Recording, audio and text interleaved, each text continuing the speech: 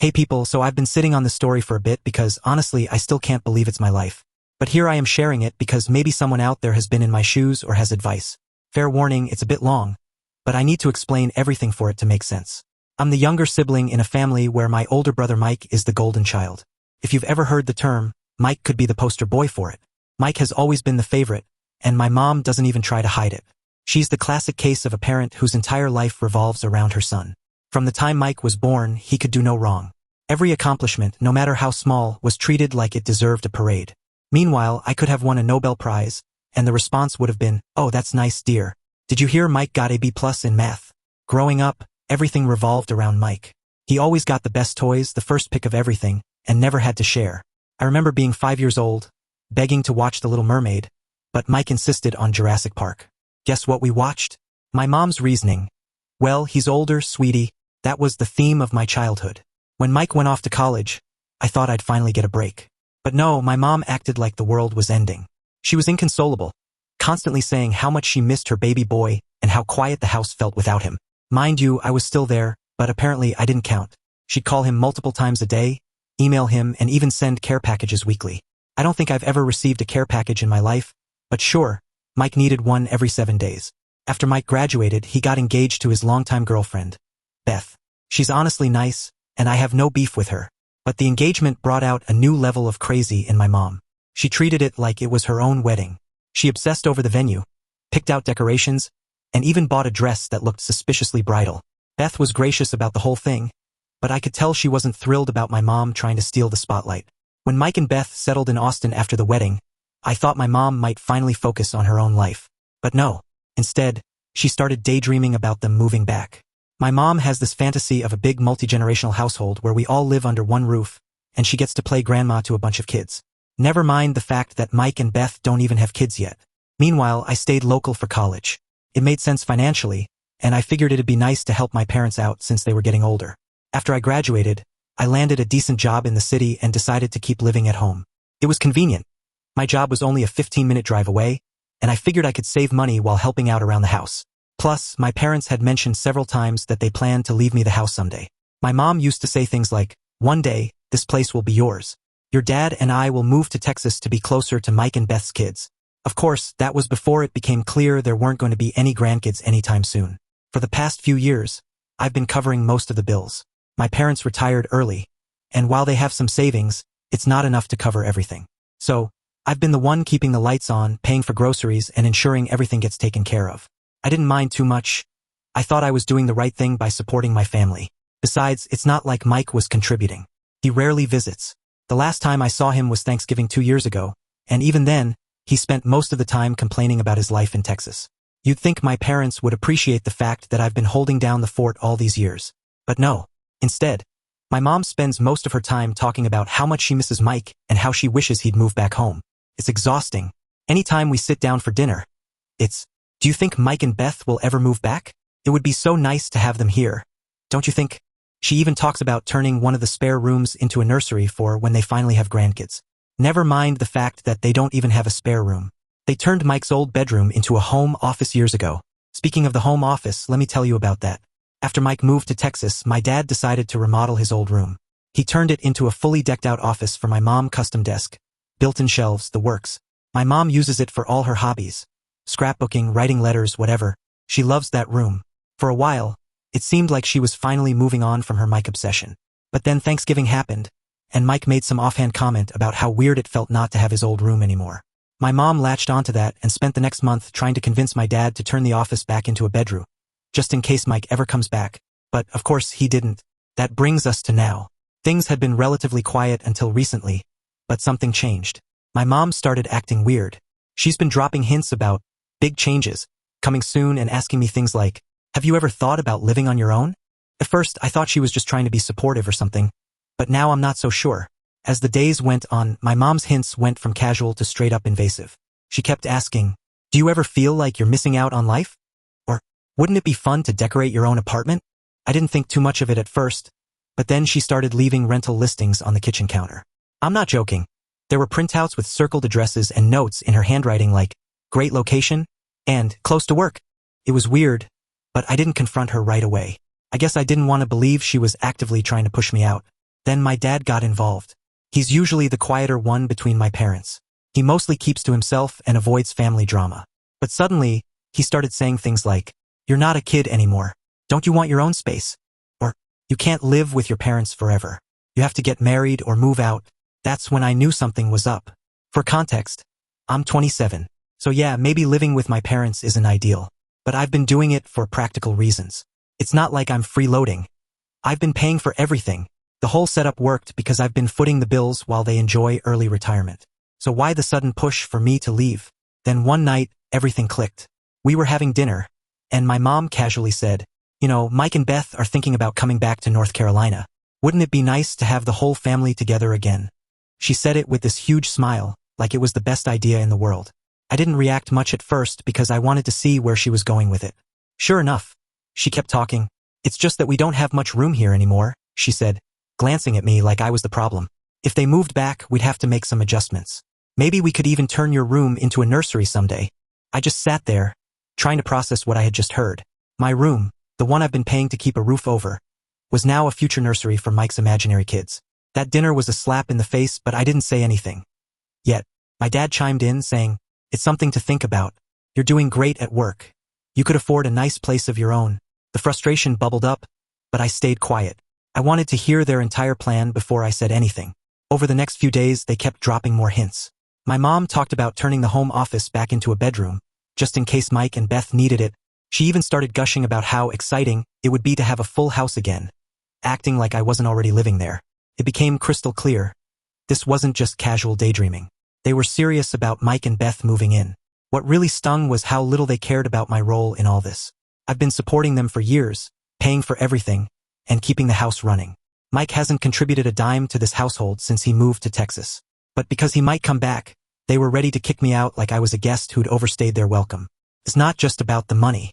It's the way they talk about Mike like he's some sort of golden savior. My mom keeps going on about how hard it must be for him to be so far from family. "He's always been such a family-oriented person," she said the other day. Family-oriented? The man willingly moved to another state and barely calls home. Meanwhile, I've been here the whole time, doing everything I can to help them, and it's like none of that matters. What really got me was overhearing my mom on the phone with one of her friends. I wasn't trying to eavesdrop, but she was loud enough for the entire neighborhood to hear. She was gushing about how perfect it would be if Mike moved back, and how she couldn't wait to have Beth around to help with the cooking. I didn't hear her mention me once. Not my name, not my contributions, nothing. It was like I didn't even exist in her perfect little vision of the future. The next day, my mom sat me down for what she called a family discussion. My dad was there too, but as usual, he let her do most of the talking. She started by saying how proud they were of me, and how much they appreciated everything I'd done for them. It sounded nice at first, but then she pivoted to the real topic, Mike and Beth. "We've been talking about how to make this house work for everyone," she said. "And we think it might be time for you to spread your wings." I asked her what she meant, even though I already knew. "Well," she said, "with Mike and Beth coming back, it'll be a little crowded. But we think it's a good opportunity for you to find your own place and start living independently." She said it like it was some great gift they were giving me, as if pushing me out of the house I've been paying for was doing me a favor. I stayed calm and asked what they planned to do about the bills. My mom smiled and said, "Oh, we were hoping you could keep contributing for a while, just until Mike and Beth get settled." That's when it all clicked. They wanted me to move out but still pay the bills so Mike and Beth could live rent-free. At this point, it was hard to keep my emotions in check. I asked why Mike couldn't just get a place nearby if he really wanted to come back. My mom sighed and said, "It's not that simple. They're going through a lot right now, and they need family support. You wouldn't understand. You've always been so independent." She said it like being independent was a bad thing, like it was some kind of character flaw. The conversation ended with my mom asking me to think about it and let them know what I decide. I didn't say much. I was too angry to trust myself to respond without blowing up. Afterward, I went to my room and started pacing, trying to figure out what to do. I've never felt so hurt and unappreciated in my life. It's like everything I've done for them means nothing compared to the chance to have Mike back under their roof. Ever since that conversation, I kept going back and forth between being hurt and furious.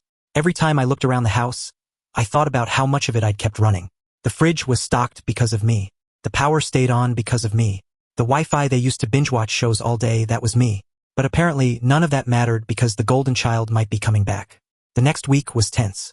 My parents were clearly waiting for my decision, but I wasn't ready to give them an answer yet. They acted like everything was normal, which made it worse.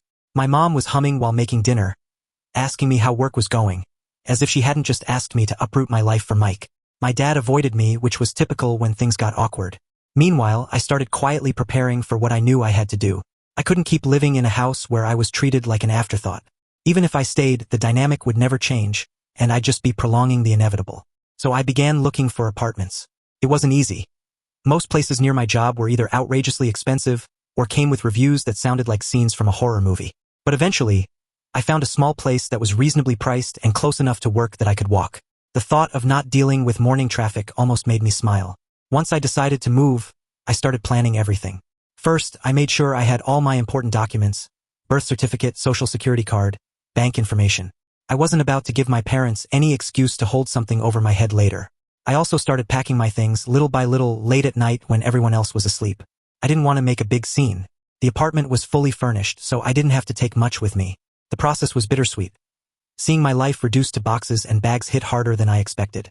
The night I moved out felt surreal. I waited until midnight to start loading my car. My parents were asleep, and I wanted to avoid any confrontations. It was a strange experience. Packing up my life in the quiet darkness, knowing I wouldn't be coming back. I thought I'd feel sad, or maybe even guilty, but all I felt was relief. Before I pulled out of the driveway, I sent a quick text to my mom. "I've moved out. The bills are your responsibility now. Good luck with that." It wasn't the most graceful exit, but I didn't think they deserved much more than that. The next morning, my phone blew up.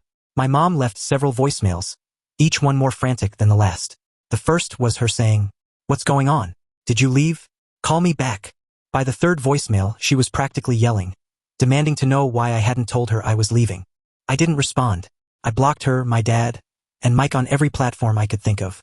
I even blocked Beth just to be safe. For the first time in years, I woke up feeling free. My new apartment was small but cozy, and it already felt more like home than my parents' house ever did. I spent the first night unpacking and setting up my space. It was overwhelming but exciting, a clean slate entirely on my terms. The next day, I started letting a few close friends know what had happened. They were all supportive and couldn't believe how my parents had treated me. One even offered to help me decorate my new place, which was a nice gesture. But, of course, my family wasn't about to let me go that easily.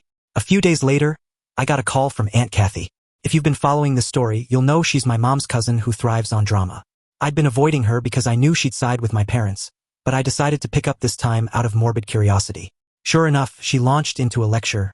"Your mother is heartbroken, you know," she said, skipping any sort of greeting. "She's been crying nonstop since you left. How could you do this to her?" "To them?" I took a deep breath and said, "Kathy, I didn't do anything to them. I just moved out. They're adults, they can handle it." She scoffed.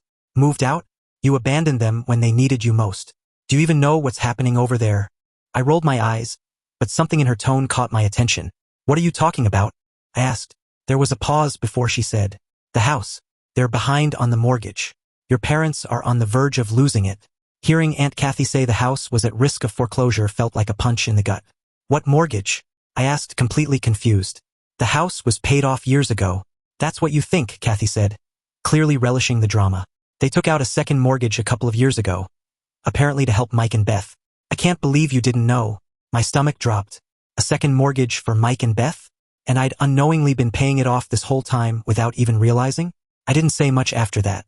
Kathy kept talking, throwing in a few guilt trips about how family sticks together, and it's your responsibility to fix this mess. I hung up mid-sentence, which was probably the rudest thing I've ever done. But I didn't care. I needed answers. The next morning, I went to the bank to confirm what Kathy had said. Part of me hoped she was exaggerating, but she wasn't. The bank teller confirmed that there was indeed a second mortgage on the house, taken out 2 years ago. The payments had been coming directly from the account I'd been depositing money into every month. I felt a wave of fury and betrayal. All this time, I thought I was just covering utilities and groceries, but I'd actually been paying for a mortgage I didn't even know existed. The bank representative kindly explained that the house was on the brink of foreclosure because the payments hadn't been made in months. She even asked if I wanted to make a payment right then and there. I almost laughed. There was no way I was bailing them out without something in return. That night, I decided to confront my parents. I drove back to the house, my anger barely in check. When I walked in, my mom tried to hug me, but I brushed past her and went straight to the kitchen table. Mike and Beth were there, as usual, acting like they owned the place. "We need to talk," I said, slamming the foreclosure notice on the table. My dad looked up from his newspaper, my mom froze, and Mike finally put his phone down. "What's this about?" my mom asked, her voice shaky. This, I said, pointing at the notice, is about the second mortgage you took out without telling me. The one I've been paying off for 2 years. The one you're about to lose this house over. My mom tried to interrupt with some excuse, but I shut her down. I don't want to hear it.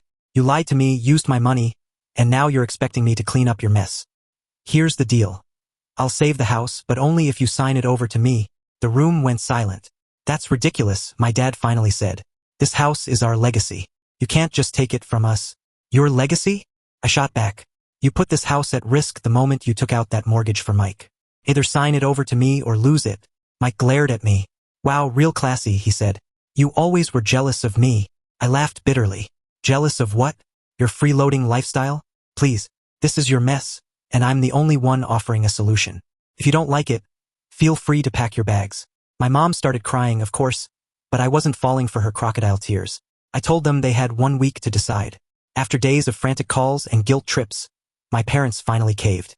My dad called me to say they were ready to sign the paperwork. I think the reality of losing the house finally hit them.